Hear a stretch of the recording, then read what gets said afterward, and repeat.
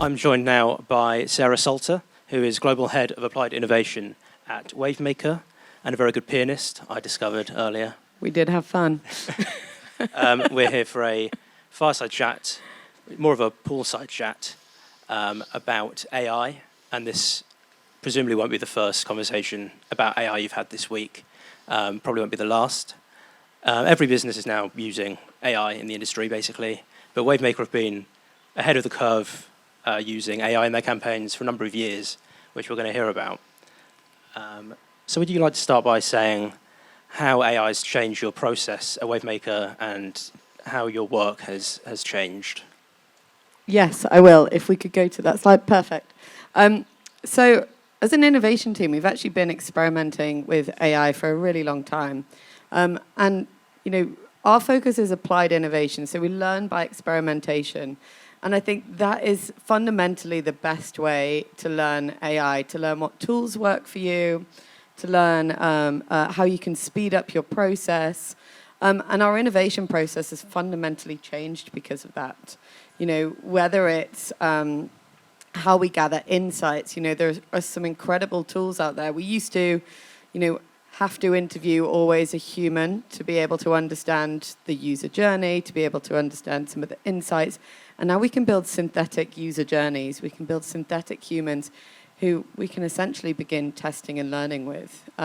Strategy, there's some brilliant tools, and you can kind of see on the slideshow some of the tools that we use. But, you know, essentially what it's doing in strategy by using these tools is it's speeding up our process, and it's helping us get to our thoughts a lot quicker. So there's lots of tools that will show you two sides of the coin. There's lots of tools that will help you take those insights into really, really smart strategies that you can then add your voice and your personal knowledge to. Idea generation. I think often when it comes to ideas, you know, again, it's quite a slow start sometimes to that process. And AI can really, really speed up that creative process and get you started with some of those thoughts. We use a lot of creative AI tools.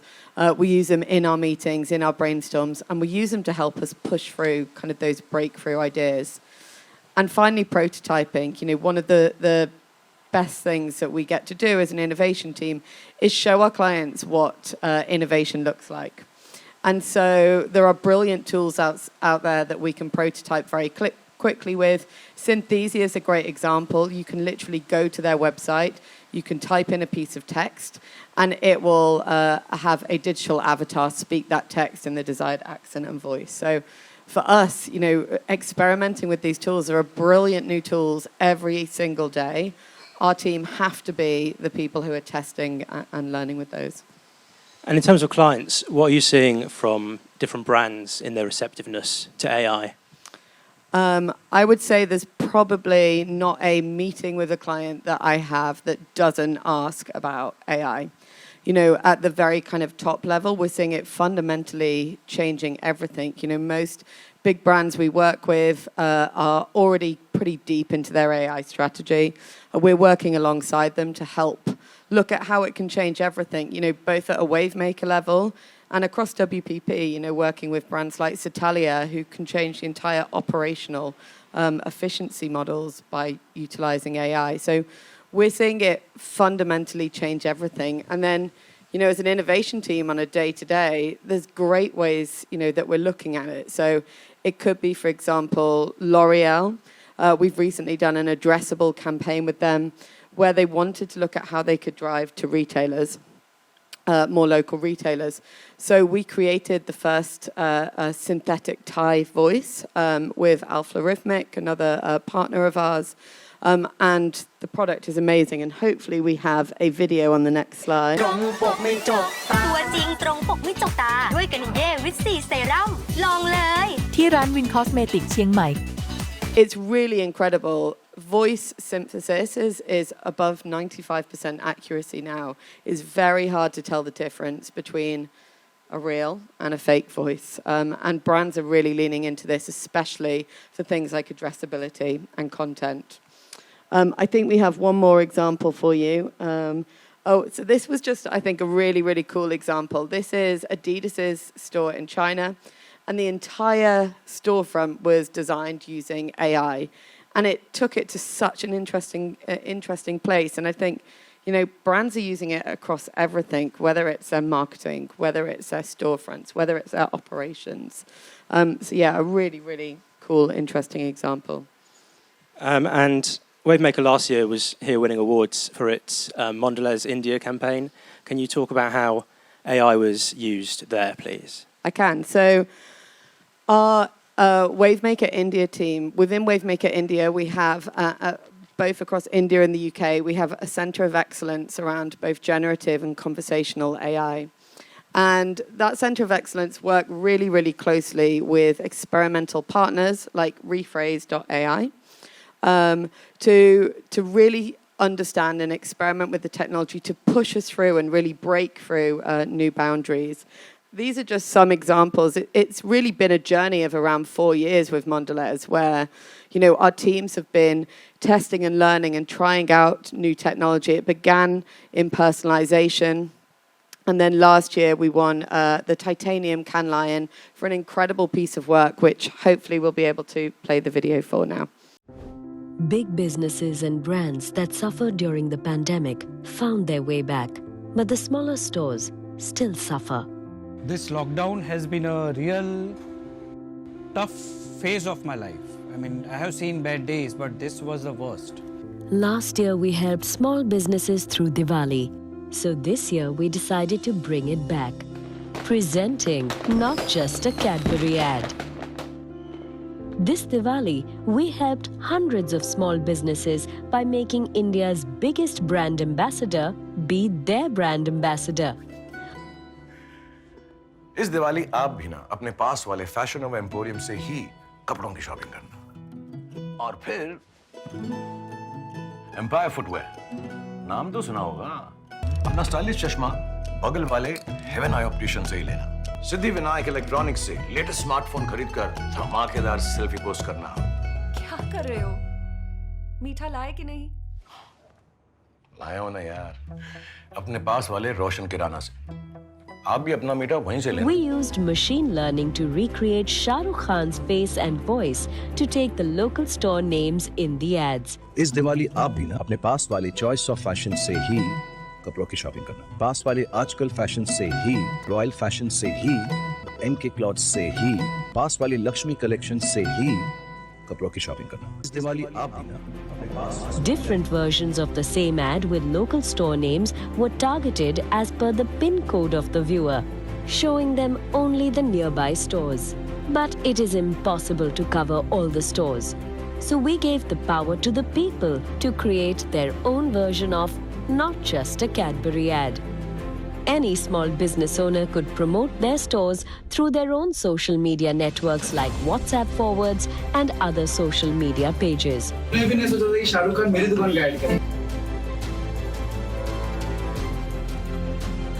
हमारे आसपास की जो दुकानें हैं उनकी दिवाली भी तो मीठी होनी चाहिए Cadbury celebrations, not just a Cadbury ad.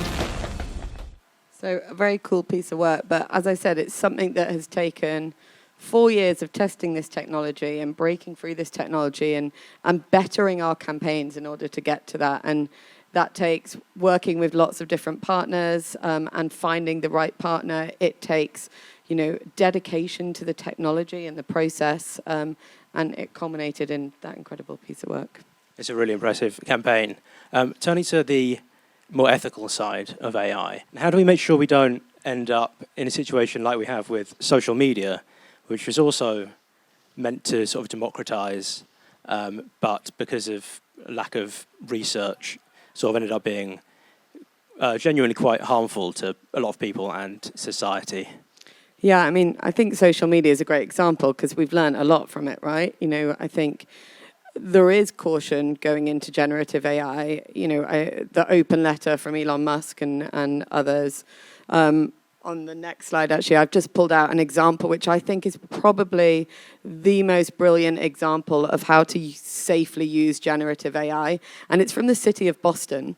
And I think people are being cautious about it. People are worried about the effects of AI. And so most people are treading lightly and they are they are approaching it with, clarity and understanding, and knowing what it is that they're going to build is set within parameters. I think for us, when it comes to how we assess it for our clients, we have harm assessments in place. We look at lots of different things. The synthetic voice project that we did, for L'Oreal, as an example, we have to consider things like, is it the right tone for the context? Do we have artist approval? How long do we have artist approval? All of these things that kind of go into it. It is about asking more and more questions and knowing the right questions to ask as a brand. And we probably won't get it entirely right? But I think we are making a really conscious effort. And many people, as the example of the Boston city mayor showed, really, really does show that asking those right questions and giving people guidelines could begin to change that. And as more and more companies start to use AI, as I mentioned, is pretty much every business now in some capacity is using it. Where does the competitive advantage lie? Is that where humans have to come in and say, this is the best way to actually use this technology? Yeah, I think what's really interesting is how it's helping us, do our jobs. But, ultimately, AI is going to produce the same. I think you're going to really, really start to see those standout creative moments when you add in the human element to it. AI is not going to replace innovators, but innovators who use AI will replace those who don't. And I think, it's about how we work together hand in hand with AI to achieve that competitive advantage. As a brand, Wavemaker is all about positive provocation. We're about pushing our clients to think further, to push through the barriers. And for us, that means that it's essential that we have that human element and that voice and that context and that understanding to be able to do that. Let's not forget that AI uses what's out there already in order to make predictions and in order to serve up content. It doesn't have all the context. It doesn't have all of those things that will make us brilliant and that will make us creative geniuses that win Cannes Lions. Yeah, that should be reassuring to the innovators here. My last question, at the risk of sounding like a therapist, does it scare you? Does AI scare me? No, it doesn't scare me. I think what scares me, like in the real world, is criminals and bad people who, use it to do wrong things. We were actually having a conversation earlier about warfare and AI. Much like in the real world, that exists in the real world. There are criminals and bad people who will do bad things with AI, like, exists in the real world. I'm really excited about AI. I think the opportunities it will give us to free ourselves up from the arduous task, to demonstrate our creativity, to, I don't know, where it could take us is really interesting. Could it free us up to focus more on our planet? There's so many opportunities. I don't think any of us have any idea of how big this will get and where it will go. But I'm really optimistic based on the incredible work that we're getting and that we're doing, utilizing AI, and the work that's to come that we've already begun working on. So, yeah, I'm super optimistic. Thank you. That's very reassuring. I hope you're right. Me too. And thank you very much to Sarah. Amazing. Thanks, Sam.